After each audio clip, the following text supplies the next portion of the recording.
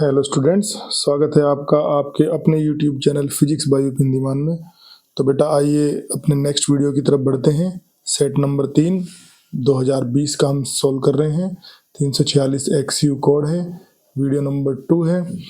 अब यहाँ तक के क्वेश्चन हम इससे पहले वीडियो में सॉल्व कर चुके थे। इससे नेक्स्ट क्वेश्चन है चुंबकीय प्रवृत्ति और चुंबकशीलता से क्या तात्पर्य है, और इनमें एक संबंध भी जो है स्थापित कीजिए। तो बेटा देखो, चुंबकशीलता जो होती है, चुंबकशीलता को म्यू से लिखते हैं।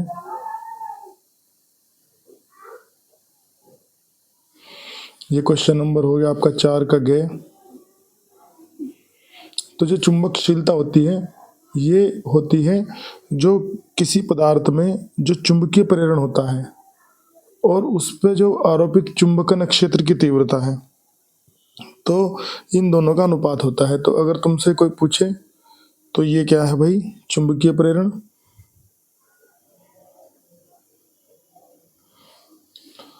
और ये नीचे जो H है, H को बोलते हैं चुंबकीय तीव्रता या चुंबकीय क्षेत्र की चुंबकीय तीव्रता।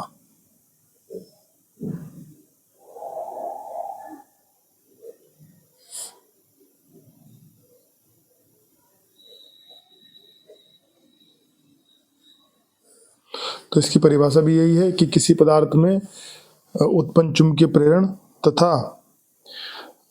चुंबकीय क्षेत्र की चुंबकीय तीव्रता का अनुपात उस पदार्थ की चुंबकशीलता कहलाता है। इसके बाद इसमें आता है चुंबकीय प्रवृत्ति। चुंबकीय प्रवृत्ति इसको बेटे काई एम से लिखते हैं। एक्स जैसा लेटर जैसा एक्स बनता है इंग्लिश में, लेकिन इसका नाम है काई। तो ये क्या होती है, ये बिल्कुल इससे मिलता जुलता ही है लेकिन थोड़ा सा डिफरेंट है। ये होता है I/H। यहाँ पे जो I है इसको बोलते हैं चुंबकन की तीव्रता। चुंबकन की तीव्रता। और नीचे H आप जानते ही हैं, ऊपर लिखा हुआ है आपने। तो इसकी परिभाषा जो आप देंगे इसमें लिख देंगे कि किसी चुंबकीय क्षेत्र में चुंबकन की तीव्रता मतलब I तथा चुंबकीय क्षेत्र की तीव्रता मतलब H का अनुपात उसकी चुंबकीय प्रवृत्ति काई M कहलाता है। अब इनमें देखो हमें फॉर्मूला सिद्ध करना है। तो बेटे आप यहाँ ध्यान रखेंगे कि B का एक सूत्र होता है चुंबकीय क्षेत्र का। जब ये आप चुंबकीय पदार्थों को पढ़ेंगे तो उसमें समझ में आएगा। B का फॉर्मूला होता है म्यू जीरो बराबर B बराबर mu zero into H plus I। ये फॉर्मूला है। अब अगर आप इस फॉर्मूले में I का मान रख देंगे यहाँ से, तो क्या आ जाएगा, mu zero into H plus I का मान यहाँ से कितना आ जाएगा, काई M इंटू H। और इसमें से H का कॉमन निकाल लो तो कितना बनेगा फॉर्मूले में, 1 प्लस काई M। ठीक है। अब अगर यहाँ से आप इसमें इस वाले फॉर्मूले में अगर आप यहाँ से H को यहाँ B के अपॉन में ले जाएंगे, नीचे ले जाएंगे, तो क्या आ जाएगा, B/H। ये H में इस साइड में ले आए, इधर कितना बच गया, mu zero into 1 plus chi M। और ये सूत्र आपके सामने लिखा हुआ है कि B/H को हम क्या लिख सकते हैं, B/H को हम लिख सकते हैं म्यू। तो ये आ जाएगा mu equal to mu zero into 1 plus chi M। अब म्यू जीरो को इधर ले जाओ तो mu upon mu zero equal to 1 plus chi M। और म्यू अपॉन म्यू जीरो जो होता है, म्यू अपॉन म्यू जीरो ये जो होता है, ये होती है सापेक्ष चुंबकशीलता म्यू आर। तो mu R is equal to 1 plus chi M। तो इन दोनों में हमें संबंध स्थापित करना था, म्यू आर में और काई M में। अगर आप क्वेश्चन देखेंगे तो इसमें लिखा हुआ है कि सापेक्ष चुंबकशीलता मतलब म्यू आर और चुंबकीय प्रवृत्ति मतलब काई M में संबंध स्थापित कीजिए। तो इन दोनों में हमें संबंध स्थापित करना था। तो ये जो है इन दोनों में संबंध है, तो इसको आप इस तरीके से कर सकते हैं। तो ये हमारा हो गया क्वेश्चन नंबर 4 का ख, 4 का ग। इसके बाद हम आगे क्वेश्चन बढ़ते हैं। इससे अगले क्वेश्चन में 4 का घ, 12 सेंटीमीटर त्रिज्या की एक धारावाही वृत्ताकार पाश के केंद्र पर चुंबकीय क्षेत्र दे रखा है इसने। तो बेटे वृत्ताकार पाश मतलब एक लूप है, तो लूप के केंद्र पे चुंबकीय क्षेत्र दे रखा है। 4 का घ है, लूप की त्रिज्या है 12 सेंटीमीटर और चुंबकीय क्षेत्र दे रखा है, चुंबकीय क्षेत्र की तीव्रता दे रखी है इसके केंद्र पर। और ये कितनी दी हुई है, ये जो प्रश्न है हमारे पास, इस प्रश्न के अनुसार ये तीव्रता दे रखी है 0.50 गुणा 10 की घात माइनस 4 टेस्ला। और फिर कह रहा है कि केंद्र से 5 सेंटीमीटर की दूरी पर अक्ष पर, इसके अक्ष पर कितनी दूर जाना है, 5 सेंटीमीटर। जो अक्ष पे चुंबकीय क्षेत्र वो ज्ञात करना है, तो अक्ष पे चुंबकीय क्षेत्र ज्ञात करना है और केंद्र पे चुंबकीय क्षेत्र दे रखा है। और क्या है भाई, ये धारावाही वृत्ताकार लूप है। तो देखिएगा आप, ये जो सूत्र होता है केंद्र पे चुंबकीय क्षेत्र का किसी लूप के, ये होता है म्यू 0I/2 इंटू इसकी त्रिज्या कितनी दे रखी है, आर। और जो अक्ष पे सूत्र होता है चुंबकीय क्षेत्र का, जो अक्ष पे सूत्र होता है वो होता है mu 0I/r² 2 into r² plus x² की पावर 3/2। थोड़ा बड़ा सूत्र है, याद रखना पड़ेगा। केंद्र पे ये होता है, अक्ष पे ये होता है। तो ये हमें दे रखा है, तो यहाँ पे एक काम करो, इसको इससे डिवाइड कर दो, है ना, इसको इससे डिवाइड कर दो, क्या आएगा, b अक्ष पे अपॉन b केंद्र पे इक्वल टू, यहाँ कितना आ जाएगा अक्ष पे, mu 0I/r² upon 2 into r² plus x² की पावर 3/2 अपॉन, ये कितना है भाई, mu 0I/r², mu 0I upon 2r। इससे ये होगा कि आपको करंट निकालनी पड़ेगी, नहीं तो यहाँ से करंट निकाल के उसमें रखोगे, दोबारा सोल्व करोगे तो कोई लाभ नहीं है। जब ये पूरी क्वांटिटी देखो यहाँ पे कैंसिल होगी, 2 से 2 कैंसिल हो गया, और ये r सबसे ऊपर पहुंच जाएगा, ये हो जाएगा r की घात 3, और नीचे क्या आ जाएगा भाई, r² प्लस x² की घात 3/2। आप इसको लिख सकते हो बेटे r² की घात 3/2। देखो तो मैथमेटिक्स में सिंपल है बिल्कुल, इस 2 से 2 कैंसिल हो जाएगा, तो ये रह जाएगा r की पावर 3, और नीचे r² प्लस x² की पावर 3/2। तो ये हमने जानबूझ के ऐसा किया है क्योंकि ये हमें जो है सिंपल रहेगा सोल्व करना। कैसे सिंपल रहेगा सोल्व करना, आप देखो इसमें कि ये जो r² है, r जो दिया हुआ है ये आप देख सकते हैं कितना है, और ये r² प्लस x², इनकी वैल्यू रख सकते हैं। तो b, इसको थोड़ा सा ऊपर कर लेते हैं, तो ये आ जाएगा आपके पास कि b अक्ष बटे b केंद्र बराबर, आप इसको लिख सकते हो r² बटे r² प्लस x² की पावर 3/2, क्योंकि ऊपर भी 3/2 है, नीचे भी 3/2 है।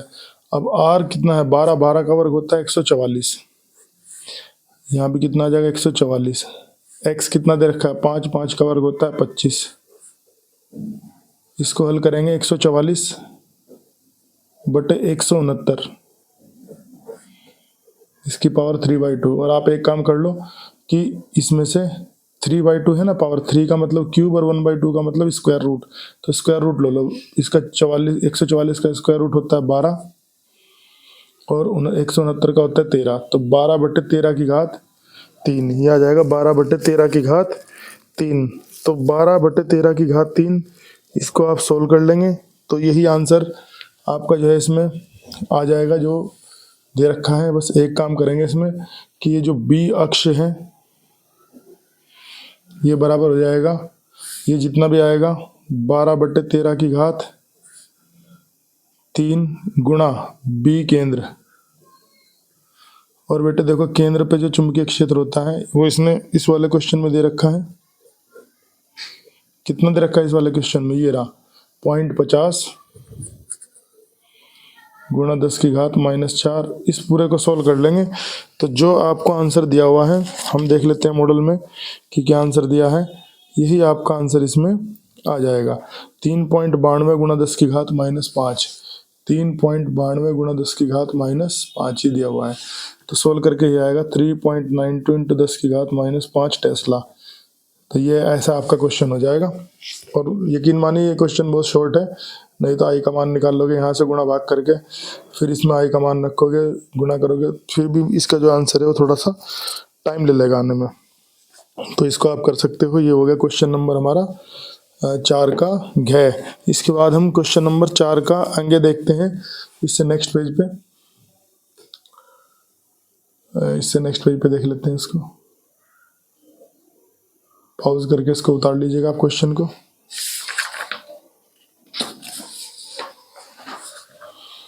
हाँ जी, तो इसके बाद आगे हम क्वेश्चन नंबर 4 का अंगे। तो 4 का अंगे जो है इसमें कह रहा है एक्स अक्ष में गतिशील एक विद्युत चुंबकीय तरंग है और तरंग का सूत्र दे रखा है। क्वेश्चन नंबर 4 का अंगे।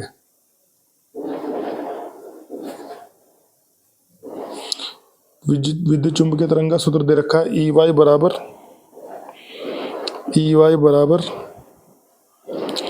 300 sine omega T minus x बटे सी, ये सूत्र दे रखा है। और ये कह रहा है कि एक इलेक्ट्रॉन है जो वाई एक्स में चल रहा है। इलेक्ट्रॉन कौन से एक्स में चल रहा है? वाई एक्स में। एक इलेक्ट्रॉन वाई एक्स में चल रहा है और इसकी इलेक्ट्रॉन की जो चाल है वो दे रखी है 2 × 10⁷ मीटर प्रति सेकंड। तो पूछ रहा है कि अगर इस चुंबकीय क्षेत्र में कोई ऐसा इलेक्ट्रॉन चल रहा हो जो एक्स एक्स में चल रहा है, उस इलेक्ट्रॉन पर कितना विद्युत बल लगेगा और कितना अधिकतम चुंबकीय बल लगेगा। तो देखो, विद्युत बल का जो सूत्र होता है, स्थिर विद्युत बल कितना लगेगा, या विद्युत बल का सूत्र होता है F बराबर Q × E। ये इलेक्ट्रिक फोर्स हो गया। और E मतलब इलेक्ट्रॉन का आवेश, Q मतलब आवेश, मतलब कितना हो गया इलेक्ट्रॉन का 1.6 × 10⁻⁻⁹। और जो चुंबकीय क्षेत्र है, यहाँ पे ये वाला चुंबकीय क्षेत्र की सूत्र समीकरण से देखेंगे तो चुंबकीय क्षेत्र ये होता है कितना 300। इसकी तुलना कर लेंगे ना, ये सूत्र होता है E बराबर E0 sine omega T minus x बटे सी। अधिकतम, ये पूछ रहा है अधिकतम विद्युत बल ज्ञात करो और अधिकतम चुंबकीय बल। तो अधिकतम मान विद्युत क्षेत्र का ये होता है 300। इनकी गुणा कर लेना, दशमलव हटा लो, 16 × 48 480 × 10⁻⁻⁹। इसको हल कर लेंगे तो 4.8 × 10⁻⁻17 न्यूटन प्रति कूलाम या वोल्ट प्रति मीटर इसका आंसर आ जाएगा। दूसरा पूछ रहा है विद्युत बल कितना लगेगा, चुंबकीय बल सॉरी। तो चुंबकीय बल, अधिकतम चुंबकीय बल कितना लगेगा। तो अधिकतम चुंबकीय बल के लिए जैसे आपने विद्युत बल ज्ञात करा है, चुंबकीय बल का सूत्र होता है magnetic force equal to QEB। अधिकतम ये होता है। अब यहाँ पे Q मतलब इलेक्ट्रॉन का आवेश 1.6 × 10⁻⁻⁹, V मतलब वेलोसिटी 2 × 10⁻⁷, और B मतलब चुंबकीय क्षेत्र। अब आप इससे पहले भी मैंने आपको ये जो विद्युत चुंबकीय तरंगों के सूत्र कराए हैं, उनमें आपने पहले भी ये क्वेश्चन देखा है कि E बटे B बराबर होता है C। तो यहाँ से B बराबर हो जाएगा E बटे C, ये E0 बटे B0 बराबर C0। तो B0 हो जाएगा E0 बटे C। अधिकतम चुंबकीय क्षेत्र का मान इतना आ जाएगा। और E0 कितना है 300, C कितना है 3 × 10⁸। तो यहाँ से आप दशमलव हटा लेंगे तो यहाँ पे देखो, ये 1 0 से ये 1 0 कट जाएगी, 3 से ये कट जाएगा, 10 आ जाएगा। और यहाँ पे जब इसको आप देखोगे तो ये हो जाएगा 16 दूनी 32। आप इसकी गुणा करोगे तो 16 दूनी 32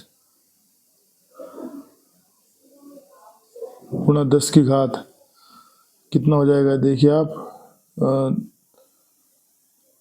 10⁻⁷ और 1 8 ही हो गए। 10⁻8 से ये 10⁻8 कैंसिल हो गया, 10⁻⁻⁹। इसको थोड़ा सा और सही से लिख लोगे तो 3.2 × 10⁻⁸ न्यूटन। ये हमारा इसका आंसर आ गया, न्यूटन प्रति एम्पीयर मीटर या टेस्ला।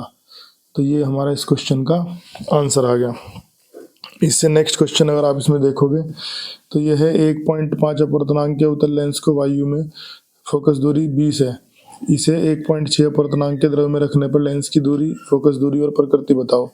तो ऐसा क्वेश्चन मैं आपको पहले करा चुका हूँ, तो एक बार देख लेते हैं। तो इसने कहा है, क्वेश्चन नंबर है हमारा 5 का क्या है। तो ये फोकस दूरी दे रखी है बेटे, इसने फोकस दूरी दी हुई है 20 सेंटीमीटर और लेंस है अवतल, तो -20 हो जाएगी। और ये एयर में दे रखी है फोकस दूरी, और इसने लिक्विड में फोकस दूरी पूछी है।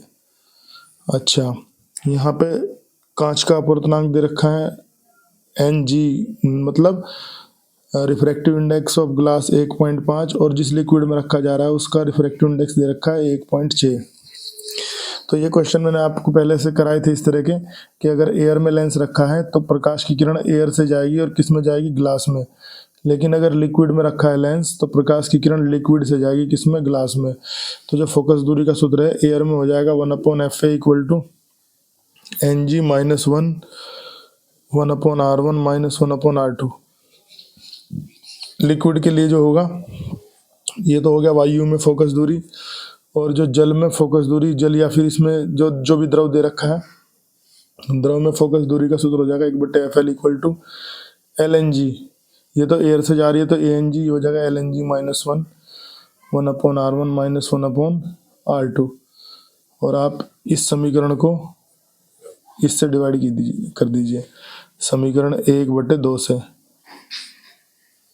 तो जब आप डिवाइड करेंगे तो आप देखेंगे 1/FA इधर कितना आ जाएगा 1/FL, यहाँ पे ANG माइनस 1 और यहाँ पे LNG माइनस 1, और ये पूरी राशि इससे कैंसिल हो जाएगी जब डिवाइड करेंगे।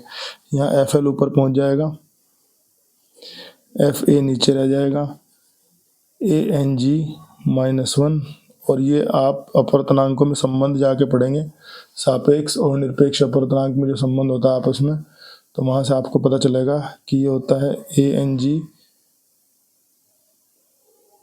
Upon ANL। ये आ जाएगा ANG minus 1 upon ANG minus 1, यहाँ पे अपवर्तनांक ये इसमें जो है आप LCM ले लोगे ANL, तो यहाँ आ जाएगा ANL। इस पूरी समीकरण को सोल्व करेंगे, मान रखेंगे इनके। अब ये सारे मान वो आगे जो हमें दे रखे हैं आप देखो, मैं लिख के दिखाता हूँ कौन कौन से मान दिए हुए। जैसे FL ज्ञात करना है, FA है 20 माइनस का, ठीक है। यहाँ ANG कितना है 1.5 माइनस 1, और ये ANL ऊपर पहुँच जाएगा गुणा में, ANL कितना है 1.6 अपॉन यहाँ नीचे ANG 1.5 ANL 1.6। हल करेंगे तो FL अपॉन -20 इक्वल टू, इधर कितना आएगा देखिएगा आप, 1.5 में से 1 गया 0.5, 1.6 और नीचे 0.1 बचेगा माइनस का, ठीक है। अब आप इनको देखो कि ये पॉइंट इस पॉइंट से कैंसिल और माइनस से माइनस कैंसिल, तो FL कितना आएगा 16, 20 पंजे 100, 160 आ जाएगा ये, क्योंकि इसके दशमलव बैठाएंगे तो 10 से और गुणा कर लो इसमें, ये 0 से 0 कट गया। तो अब आप देखिए 16 गुणा 5 80 दूनी 160, तो FL कितना आ गया 160 सेंटीमीटर। देखो कैसी फोकस दूरी है प्लस की, तो इसकी प्रकृति कैसी होगी, उत्तल। तो ये लेंस कैसे व्यवहार करेगा, उत्तल लेंस की भांति, जबकि कैसा लेंस था ये, अवतल। तो ऐसा क्वेश्चन में पहले भी करा चुका था, लेकिन दोबारा से मैंने आपको बताया है। अब आप क्वेश्चन नंबर 5 का ख देखेंगे तो ये आप पहले पढ़ चुके हो। किसी प्रिज्म के अपवर्तनांक का सूत्र ये मैं करा चुका हूँ। किसी धातु के पृष्ठ पर निरोधी विभव के का परिवर्तन आपतित विकिरण की आवृत्ति के साथ ग्राफ दिखाइए, देली आवृत्ति की परिभाषा दीजिए और इस ग्राफ से प्लांक नियतांक का मान ज्ञात कीजिए। ये क्वेश्चन भी हम पहले करा चुके हैं, देली आवृत्ति की परिभाषा। हाँ, मैं ग्राफ आपको बता देता हूँ, हालांकि पहले पढ़ा चुका हूँ, फिर भी एक बार बता देता हूँ।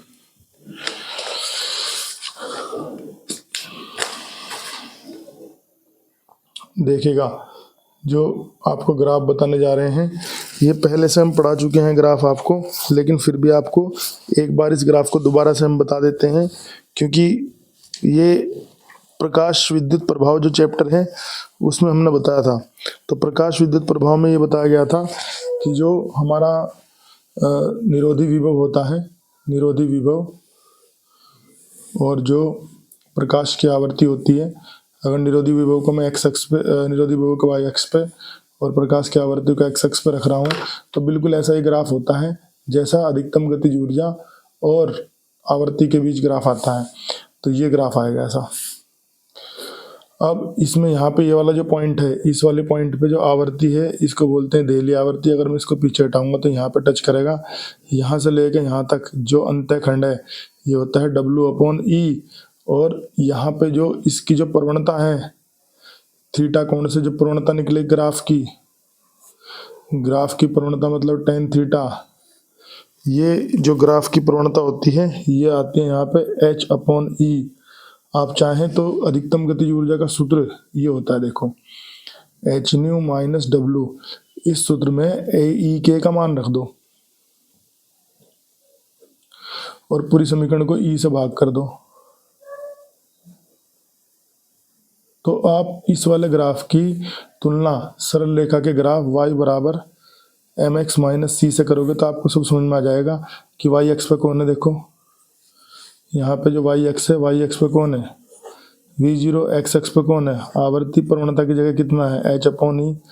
और यहाँ पे अगर आप देखेंगे आगे बढ़ के तो यहाँ पे जो अंतःखंड है, अंतःखंड में क्या आ गया, तो अंतःखंड W/E, ये μ0 हो गया, प्रवणता H/E। तो ये वाला ग्राफ आएगा। अब ये इसमें पूछ रहा है कि ग्राफ से प्लांक नियतांक का मान भी याद करो। तो जो प्लांक नियतांक होगा, अगर मान लो हमें निकालना पड़ जाए ग्राफ से, तो यहाँ से आप देख लो ये सूत्र, इस सूत्र का यूज कर लो, क्योंकि H/E बराबर होता है प्रवणता, कौन सी प्रवणता, V0 न्यू ग्राफ की प्रवणता। तो इसलिए H बराबर हो जाएगा E गुणा ग्राफ की प्रवणता, या इसको लिख सकते हो E गुणा ग्राफ की प्रवणता कितनी है tan थीटा। तो ये इसका फॉर्मूला आ गया। ठीक है, तो ये क्वेश्चन हमारा कंप्लीट हो गया। अब इसके बाद अगर हम इसमें नेक्स्ट क्वेश्चन देखते हैं, तो नेक्स्ट क्वेश्चन इसमें आप देखिए ये है कि 5000 एंगस्ट्रॉम तरंग दैर्ध्य का प्रकाश देने के लिए 40 वाट का एक वर्णीय प्रकाश प्रति सेकंड उत्सर्जित होने वाले फोटोनों की संख्या ज्ञात करो। मतलब फोटोनों की संख्या बतानी। देखो इसने कहा है कि इसका अथवा है, ये इसने कहा है कि 5000 एंगस्ट्रॉम आवर्त तीव्रता का मतलब तरंग दैर्ध्य का एक प्रकाश है। तो इसके फोटोनों की इसकी जो ऊर्जा है, अब इसकी ऊर्जा कितनी हो जाएगी भाई, hc/λ, जानते हैं आप hc/λ। और ये कह रहा है 5000 एंगस्ट्रॉम तरंग दैर्ध्य का प्रकाश देने वाले 40 वाट के एक वर्णीय प्रकाश स्रोत से प्रति सेकंड कितने फोटोन निकलेंगे। मतलब एक फोटोन की ये ऊर्जा है, तो ये किसकी ऊर्जा है, एक फोटोन की। ठीक है बेटे, इसको E1 मान लो, एक फोटोन की ऊर्जा है। और ऐसे ऐसे मान लो, हमने कितने फोटोन मान लिए, मान लो H फोटोन निकल रहे हैं, मानो H फोटोन इसमें जो है उत्पन्न हो रहे हैं। तो ये सब जो उत्पन्न हो रहे हैं वो किससे उत्पन्न हो रहे हैं, 40 वाट के एक स्रोत से उत्पन्न हो रहे हैं। तो एक सेकंड में पूछ रहा है कि कितने फोटोन निकलेंगे, तो हमने कितना मान लिया, n फोटोन निकलेंगे कितनी देर में, एक सेकंड में। आप ध्यान रखेंगे, ये पॉइंट नोट कर लेंगे कि जब भी ये कहेगा ना एक सेकंड में, तो एक सेकंड में जो ऊर्जा होती है और जो शक्ति होती है स्रोत की, दोनों बराबर होती हैं। तो स्रोत की शक्ति, अब देखो एक फोटोन इतनी ऊर्जा बना रहा है, 2 फोटोन कितने का बनाएंगे 2, 3 फोटोन कितने बनाएंगे इसकी 3 गुनी। ऐसे ही n फोटोन कितनी ऊर्जा बनाएंगे n(E1). और ये कितनी ऊर्जा है, जो क्वेश्चन के अनुसार ये ऊर्जा किस स्रोत से निकल रही है, 40 वाट के स्रोत से निकल रही है।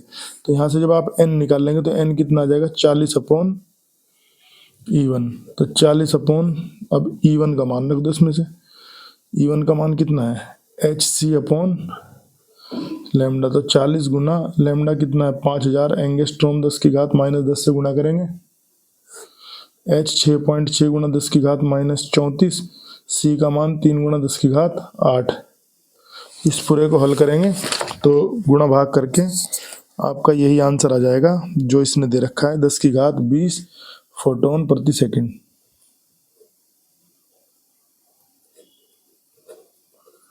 ये आंसर आ जाएगा। तो ये क्वेश्चन नंबर हमारा हो गया 5 का ग।